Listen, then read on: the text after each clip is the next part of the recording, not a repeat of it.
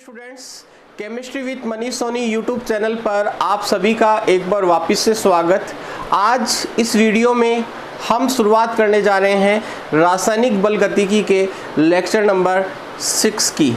इस चैप्टर के 5 लेक्चर्स मैंने कंप्लीट कर दिए हैं और जो लेक्चर नंबर 5 था उसमें मैंने आपको प्रथम कोटि की अभिक्रिया तक पढ़ा दिया था। उसका समाकलित वेग समीकरण मैंने आपको बता दिया था, उसका अर्धआयुकाल का जो फॉर्मूला है वो मैंने आपको बता दिया था। आज इस लेक्चर में, लेक्चर नंबर 6 में हम केवल न्यूमेरिकल सॉल्व करेंगे शून्य और प्रथम कोटि की अभिक्रिया पर आधारित। तो आज का हमारा पहला क्वेश्चन है, एक अभिक्रिया में अभिकारक की प्रारंभिक सांद्रता 5 मोल प्रति लीटर है, इसका वेग स्थिरांक 2 मिनट इनवर्स है, अर्धआयुकाल ज्ञात करो। मतलब आपको इस अभिक्रिया का क्या पूछा है, अर्धआयुकाल, और आपको क्या दे रखा है, अभिकारक की प्रारंभिक सांद्रता दे रखी है और अभिक्रिया का वेग स्थिरांक यानी k का मान आपको दे रखा है। और पूछा क्या गया है आपसे, अर्धआयुकाल का मान पूछा गया है, यानी t½ आपसे पूछा गया है। तो सबसे पहले देखिएगा, इस क्वेश्चन में आपको ये नहीं बता रखा है कि अभिक्रिया कौन सी कोटि की है, शून्य कोटि की है या प्रथम कोटि की। देखिएगा, शून्य कोटि की अभिक्रिया के लिए अर्धआयुकाल का सूत्र मैंने आपको बताया था A0/2K, ठीक है। t½ A0 क्या होता है, 2K। और प्रथम कोटि की अभिक्रिया के लिए मैंने आपको t½ का सूत्र बताया था 0.693/K, ठीक है।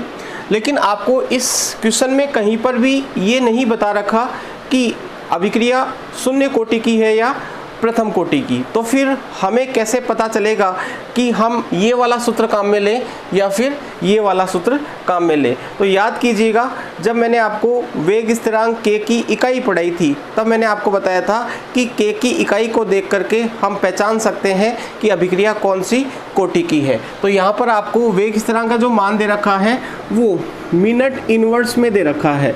और मिनट इनवर्स बताइएगा कौन सी कोटि की अभिक्रिया के लिए वेग स्थिरांक k का मात्रक होता है। हाँ बिल्कुल, प्रथम कोटि की अभिक्रिया के लिए जो k का मात्रक होता है वो क्या होता है, मिनट इनवर्स होता है। इसका मतलब ये जो अभिक्रिया है वो कौन सी कोटि की अभिक्रिया है, प्रथम कोटि की अभिक्रिया। इसका मतलब t½ का मान ज्ञात करने के लिए हमें ये वाला सूत्र काम में लेना पड़ेगा। हालांकि आपको अभिकारक की प्रारंभिक सांद्रता दे रखी है, तो हो सकता है कि गलती से आप ये वाला सूत्र काम में ले लो, क्योंकि आप सोच लोगे कि प्रारंभिक सांद्रता दे रखी है तो फिर ये वाला सूत्र काम में आएगा।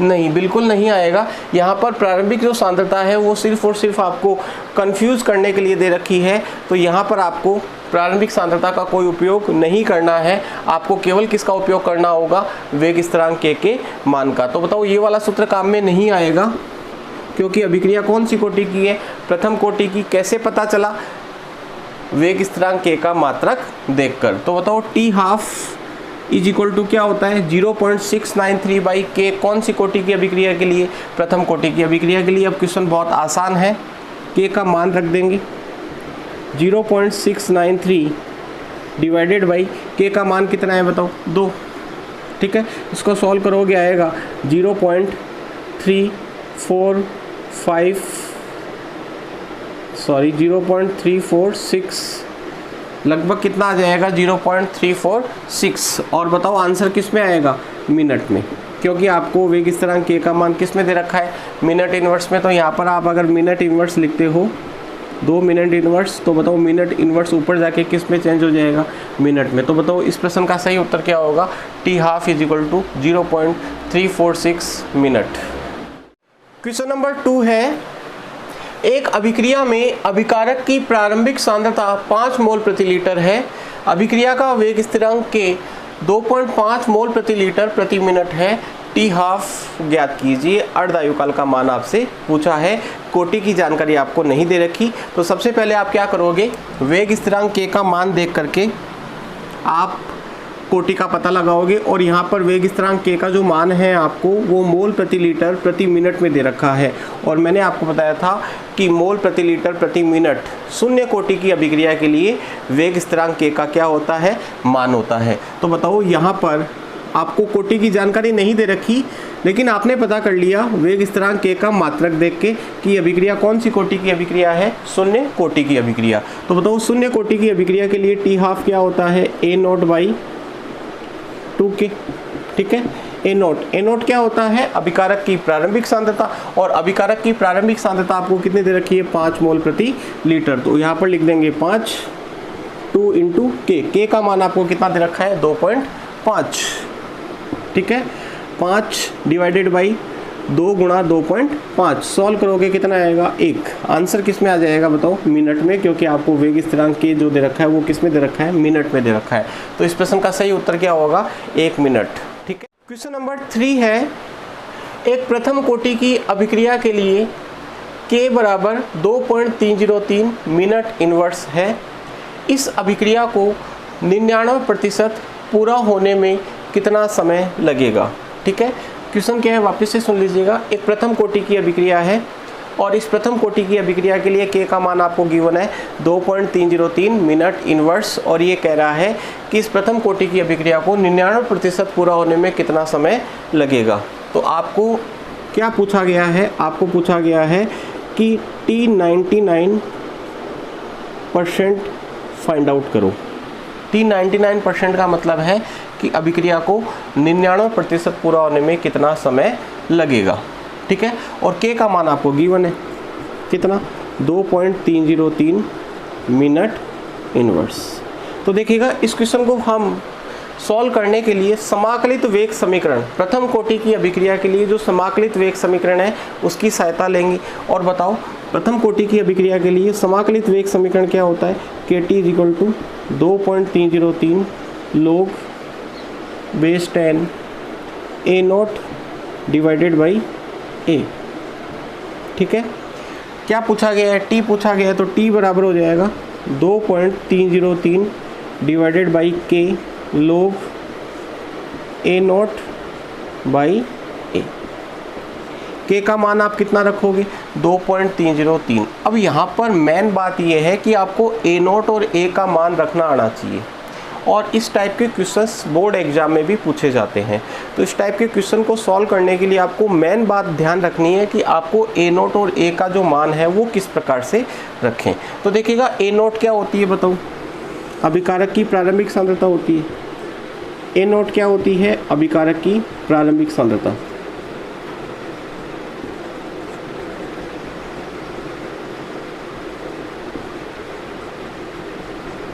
और A क्या होती है बताओ, अभिकारक की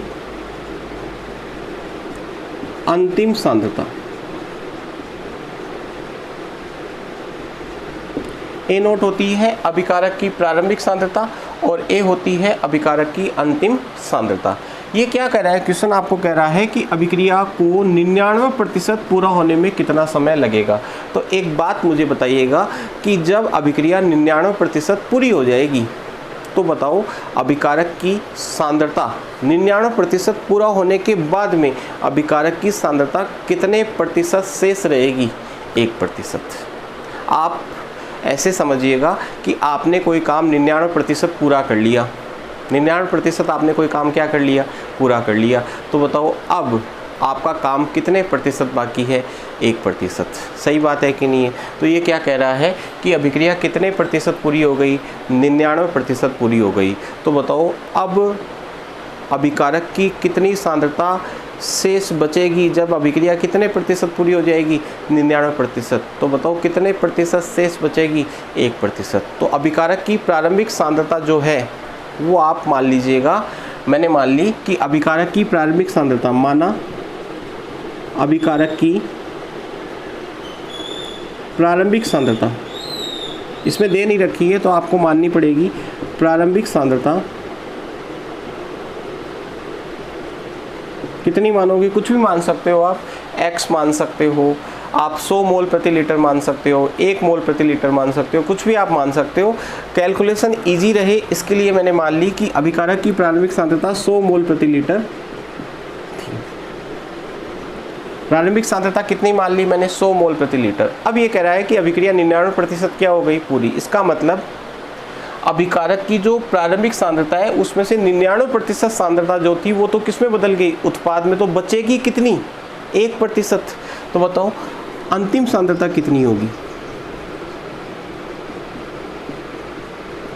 100 का 99% खर्च हो गया भैया, तो बताओ कितना प्रतिशत बचा, 1%। अभिकारक की कितनी प्रतिशत सांद्रता शेष रही, 1%। इसका मतलब 100 का 1% कितना होगा, 1 होगा, तो 1 मोल प्रति लीटर अंतिम सांद्रता होगी। अब हम क्या करेंगे, वैल्यू पुट कर देंगे, 2.303 डिवाइडेड बाई 2.303 लोग, बताओ प्रारंभिक सांद्रता को क्या मान लिया, 100, अंतिम सांद्रता कितनी बची, 1। सॉल्व करोगे तो ये आपस में कट जाएंगे, log 100 का मान कितना होता है, 2 मिनट इस क्वेश्चन का क्या होगा, आंसर होगा। अब मान लीजिएगा आप कहोगे कि सर हम 100 मोल प्रति लीटर क्यों माने, तो कितना मानोगे, x मान लो। मैंने मान ली कि अभिकारक की प्रारंभिक सांद्रता x थी, कितनी थी, x, तो हम यहाँ पे क्या लिख देंगे, x। अब ये कह रहा है कि x की 99% क्या हो गई, खर्च हो गई, x की 99% क्या हो गई, खर्च। तो बचेगी कितनी बताओ, x की 1% बचेगी, और x की 1% कितनी होगी, x गुणा 1/100। सही बात है कि नहीं है बताओ। x मैंने मान ली प्रारंभिक सांद्रता, कितनी मान ली, प्रारंभिक सांद्रता।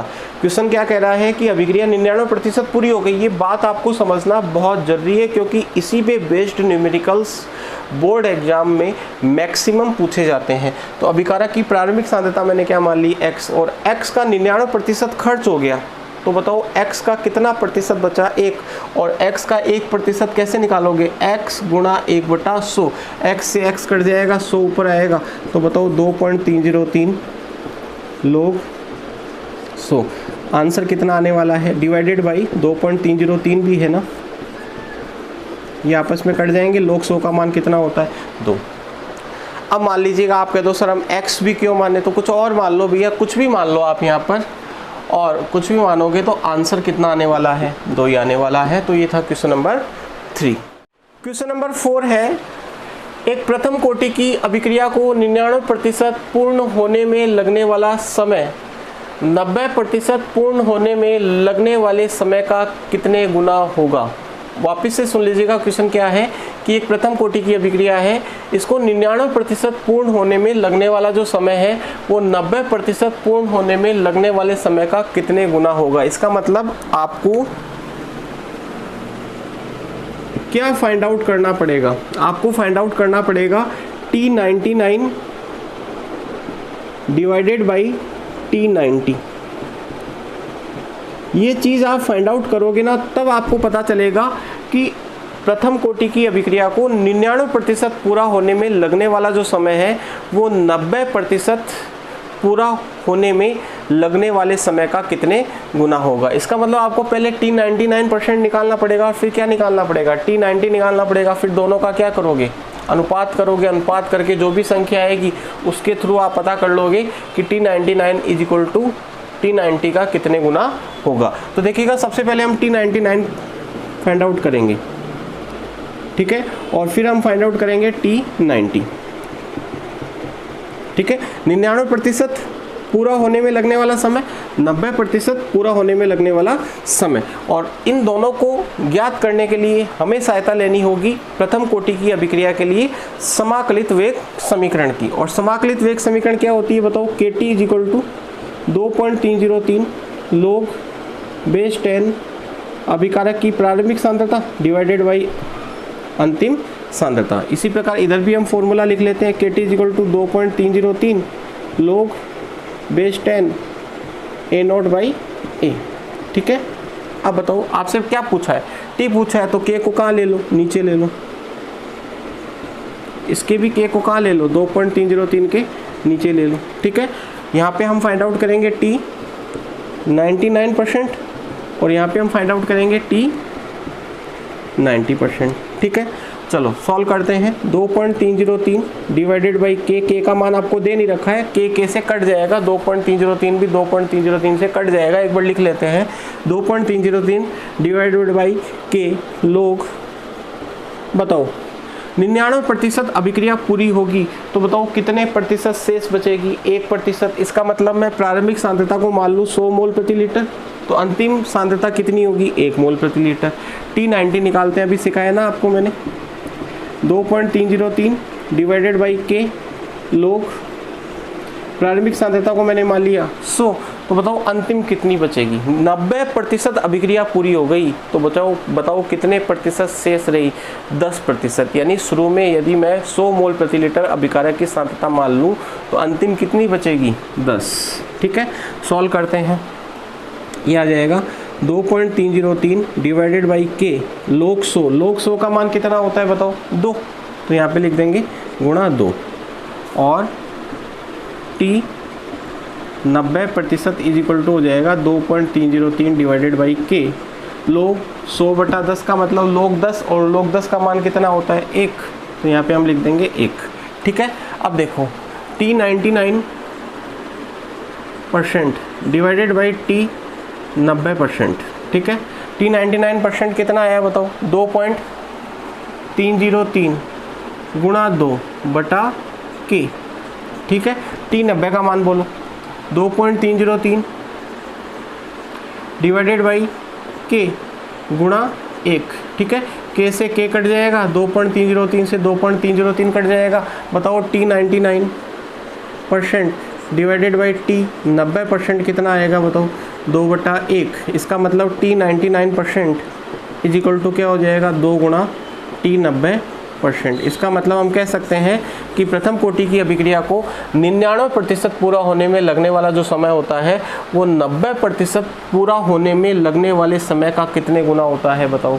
2 गुना। तो आपको समझ में आया होगा, बहुत आसान सा क्वेश्चन है। क्या पूछा गया है एक बार वापस से बता देता हूँ कि प्रथम कोटि की अभिक्रिया को 99% पूरा होने में लगने वाला जो समय है वो 90% पूर्ण होने में लगने वाले समय का कितने गुना होगा। इसका मतलब आपको क्या फाइंड आउट करना पड़ेगा? T99 divided by T90। T99 कैसे फाइंड आउट करोगे? T99 इज इक्वल टू होगा 2.303 डिवाइडेड बाई के log 10। बताओ प्रारंभिक सांद्रता को कितना मानोगे? 100, तो अंतिम कितनी होगी? 1। और ये कह रहा है 90% पूरा होने में लगने वाला समय, तो बताओ 90% अभिक्रिया जब पूरी होगी तो कितने प्रतिशत बचेगी? 10%। तो ऊपर 100 लिख दो और नीचे क्या लिख दो?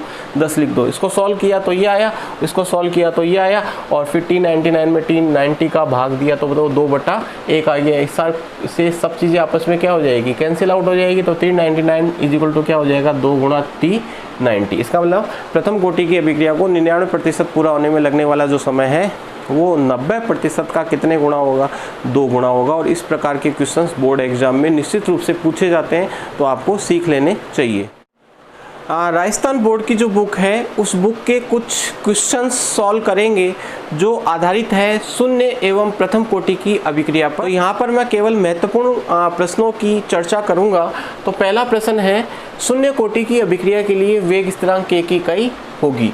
ये वस्तुनिष्ठ प्रश्न आपकी बोर्ड की बुक में दे रखा है, और पहला ही क्वेश्चन है। क्वेश्चन क्या है वापस से सुन लीजिएगा। शून्य कोटि की अभिक्रिया के लिए वेग स्थिरांक k की इकाई होगी। तो याद कीजिएगा, मैंने आपको किसी भी कोटि की अभिक्रिया के लिए वेग स्थिरांक k की इकाई ज्ञात करने का एक सामान्य सूत्र बताया था, और वो सामान्य सूत्र क्या था बताओ? k का मात्रक ज्ञात करने का सूत्र था मोल 1 - n litre n-1 second inverse. और बताओ ये अभिक्रिया कौन सी कोटि की है? शून्य कोटि की। इसका मतलब यहाँ पर n का जो मान होगा वो कितना होगा? 0 होगा। n क्या था बताओ? n का मान कितना रखना होता है? जो कोटि की अभिक्रिया, जिस भी कोटि की अभिक्रिया होती है उस कोटि के बराबर हमें n का क्या रखना होता है? मान। तो बताओ यहाँ पर n का मान हम कितना रखेंगे? 0। क्यों? क्योंकि हमें कौन सी कोटि की अभिक्रिया दे रखी है? शून्य कोटि की। तो बताओ k का मात्रक हो जाएगा मोल 1 - 0 लीटर 0 - 1 और सेकंड इनवर्स, यानी हम कह सकते हैं mole litre inverse second inverse. तो बताओ सही आंसर क्या हो जाएगा? Answer number A. निष्ठ प्रश्नों में दूसरा प्रश्न है, एक प्रथम कोटि की अभिक्रिया का अर्धायुकाल 69.3 सेकंड है। इसका वेग स्थिरांक k ज्ञात करो। यानी इसका वेग स्थिरांक आपसे पूछा गया है, 4 ऑप्शंस आपको दे रखे हैं। तो बहुत आसान सा क्वेश्चन है, अर्धआयुकाल का मान पूछा है और आपसे क्या पूछा गया है, वेग स्थिरांक। तो बताओ किस प्रकार सॉल्व करेंगे, बताओ। अर्धआयुकाल और वेग स्थिरांक के मध्य क्या संबंध मैंने आपको बताया था, T12 इक्वल टू होता है 0.693 डिवाइडेड बाई के। कौन सी कोटि की अभिक्रिया के लिए, प्रथम कोटि की अभिक्रिया के लिए। तो बताओ आपसे क्या पूछा गया है, के। तो बताओ के बराबर क्या हो जाएगा, 0.693 divided by T12। 0.693 divided by T12 का मान आपको कितना दे रखा है, 69.3 सेकंड। ठीक है, ये सेकंड में दे रखा है, तो आंसर सेकंड इनवर्स में आने वाला है। सॉल्व करेंगे, इस पॉइंट को हटाओगे तो आप ऊपर 10 से मल्टीप्लाई कर देना और इस पॉइंट को हटाओगे तो नीचे 1000 से मल्टीप्लाई कर देना है। तो इसको हम क्या लिख सकते हैं, 693 into by 10 divided by 693 into by 1000। ठीक है, तो 693 से 693 कैंसिल आउट हो जाएगा, 0 से 0 कैंसिल आउट हो जाएगा। तो बताओ 1/100, और 1/100 को हम क्या लिख सकते हैं, 10 की पावर -2। आंसर किस में आएगा बताओ, सेकंड इनवर्स में। तो सही आंसर क्या हो जाएगा, आंसर नंबर ए।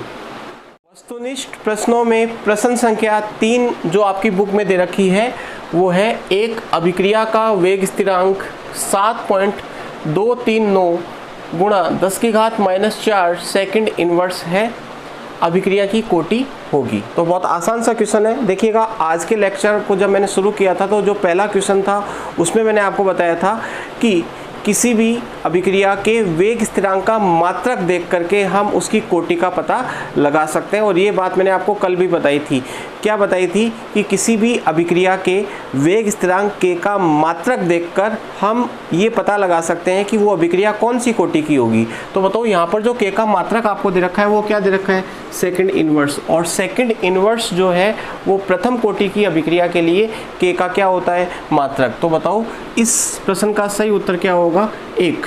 अभिक्रिया कोटि कितनी हो जाएगी, 1। क्यों, क्योंकि सेकंड इनवर्स जो है वेग स्थिरांक के का जो मात्रक होता है सेकंड इनवर्स, वो कौन सी कोटि की अभिक्रिया के लिए होता है, प्रथम कोटि की अभिक्रिया के लिए। तो इस प्रश्न का सही उत्तर क्या होगा, बी, यानी 1 का मतलब प्रथम कोटि की अभिक्रिया। वस्तुनिष्ठ प्रश्नों में प्रश्न संख्या 9 हम ले रहे हैं क्योंकि ये प्रथम कोटि की अभिक्रिया पर आधारित है। इस लेक्चर में हम केवल शून्य और प्रथम कोटि की अभिक्रिया पर आधारित क्वेश्चंस को सॉल्व करेंगे जो बुक में दे रखे हैं, और कुछ क्वेश्चंस मैंने आपको एक्स्ट्रा भी करवाए हैं जो PDF में भी आपको दे रखे हैं। प्रथम कोटि की अभिक्रिया का अर्धआयुकाल 480 हो, मात्रक नहीं दे रखा है, इसको लिख देता हूँ मैं यहाँ पर, सेकंड होगा मात्रक। ठीक है, क्योंकि ऑप्शंस आपको सेकंड इनवर्स में दे रखे हैं। अब हम बात करेंगे वस्तुनिष्ठ प्रश्नों में प्रश्न संख्या 9 की। देखिएगा, इस लेक्चर में हम केवल शून्य कोटि एवं प्रथम कोटि की अभिक्रिया पर आधारित क्वेश्चंस को सॉल्व कर रहे हैं। तो क्वेश्चन नंबर 9 है, प्रथम कोटि की अभिक्रिया का अर्धआयुकाल 480 सेकंड हो तो वेग स्थिरांक के होगा। 4 ऑप्शंस आपको दे रखे हैं। तो बताइएगा, प्रथम कोटि की अभिक्रिया के लिए अर्धआयुकाल का मान आपको दे रखा है और क्या पूछा गया है, के का मान पूछा गया है। तो बताओ प्रथम कोटि की अभिक्रिया के लिए अर्धआयुकाल और के में क्या संबंध होता है, बताया था मैंने अभी आपको। T12 इक्वल टू क्या होता है, 0.693 डिवाइडेड बाई के। ठीक है, और के का मान पूछा है तो के बराबर क्या हो जाएगा, 0.693 डिवाइडेड बाई T12। और T12 आपको कितना दे रखा है बताओ, T12 आपको दे रखा है 480 सेकंड। ठीक है, इसको सॉल्व करोगे तो आंसर आएगा 1.44 गुणा 10⁻³ सेकंड इनवर्स। तो इस प्रश्न का सही उत्तर हो जाएगा उत्तर नंबर ए, यानी ऑप्शन नंबर ए, 1.44 गुणा 10⁻³ सेकंड इनवर्स। वस्तुनिष्ठ प्रश्नों में प्रश्न संख्या 10 है, प्रथम कोटि की अभिक्रिया के 90% पूर्ण होने में लगने वाला समय T12 का कितने गुणा होगा, मतलब अर्ध आयुकाल का कितने गुणा होगा। इसके 4 ऑप्शंस दे रखे हैं, लेकिन वो ऑप्शंस कुछ उनमें गड़बड़ है इसलिए मैंने नहीं लिखा। मैं डायरेक्ट आपको इस क्वेश्चन का क्या बता दूंगा, आंसर बता दूंगा। देखिएगा, प्रथम कोटि की अभिक्रिया के 90% पूर्ण होने में लगने वाला समय T12 का कितने गुणा होगा। इसका मतलब हमें फाइंड आउट करना पड़ेगा T90 divided by T12। T90% divided by T half, ये हमें फाइंड आउट करना पड़ेगा। तो सबसे पहले हम T90 निकाल लेते हैं। तो अभी मैंने आपको T90% निकालना बताया था। प्रथम कोटि की अभिक्रिया के लिए 2.303 डिवाइडेड बाई के लोग, बताओ अभिक्रिया 90% पूरी हो जाएगी, इसका मतलब कितने प्रतिशत बचेगी? 10, ऊपर क्या लिख देंगे 100, ठीक है। तो T90 इज इक्वल टू हो जाएगा 2.303 डिवाइडेड बाई के लोग 100/10, ठीक है। कितने प्रतिशत पूरी हो गई? 90%। और 90% पूरी होगी तो बचेगी कितनी? 10। जो बच जाती है उसको नीचे लिखते हैं और प्रारंभिक को कहाँ लिखते हैं? ऊपर लिखते हैं। और टी हाफ कितना होता है बताओ? 0.693 डिवाइडेड बाई के, ठीक है। तो T 90% divided by T half is equal to क्या होगा बताओ?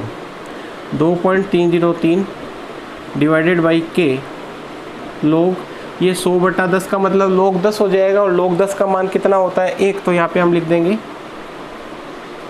लोग 10 का मान ही लिख दे डायरेक्ट। यहाँ पर कितना हो जाएगा बताओ? 1 हो जाएगा, ठीक है। और यहाँ पर क्या आ जाएगा? 0.693 डिवाइडेड बाई के से के कट जाएगा।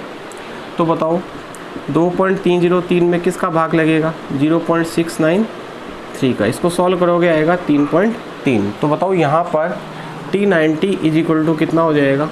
3.3 गुणा टी हाफ। तो प्रथम कोटि की अभिक्रिया को 90% पूरा होने में लगने वाला जो समय होता है वो अर्ध आयुकाल का कितने गुणा होता है? 3.3 गुणा। इस क्वेश्चन के जो विकल्प दे रखे हैं उसमें 2 विकल्पों में 3.3 दे रखा है, तो इसके दोनों आंसर क्या है? सही है। मेरे पास जो बुक है उसमें दोनों विकल्प एक जैसे हैं, इसीलिए मैंने ऑप्शंस नहीं लिखे।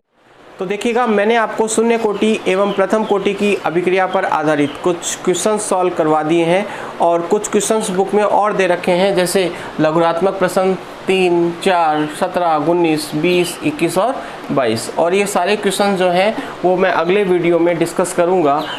आपको क्या करना है कि इन क्वेश्चंस को एक बार आपको अपने आप सॉल्व करके देखना है, क्योंकि जब तक आप खुद सॉल्व नहीं करोगे तब तक आप नहीं सीख पाओगे। तो एक बार आप इन क्वेश्चंस को सॉल्व करने का प्रयास कीजिएगा। अगले वीडियो में मैं इन क्वेश्चंस को सॉल्व करवाऊंगा।